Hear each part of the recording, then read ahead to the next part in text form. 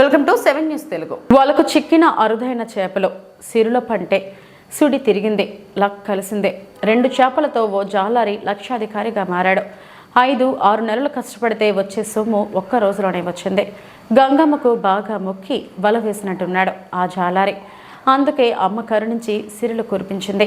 కృష్ణా జిల్లా మత్స్యకారుడికి అంతర్వేది సముద్ర తీరంలో అరుదైన చేపలు చిక్కాయి. ఎప్పటిలాగే గంగమ్మకి మొక్కుకొని సముద్రంలో ఓడుపుగా వల విసిరిన జాలారికి తన వలకు ఏదో బరువైన బంగారమే చిక్కిందని అనుమానం వచ్చింది.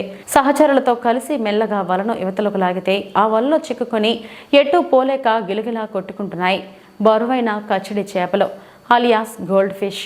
వలకు 2 కచ్చిడి చేపలు చిక్కాయి. వాటిని డాక్టర్ బిఆర్ అంబేద్కర్ కోనసీమ జిల్లా అంతర్వేది పల్లెపాలెంలో మినీ ఫిషింగ్ హార్బర్లో శనివారం వేలం వేయగా వ్యాపారి 4 లక్షలకు కొనుగోలు చేశారు. దీంతో ఆ మత్స్యకారుడు ఆనందంలో మునిగి తేలుతున్నాడు.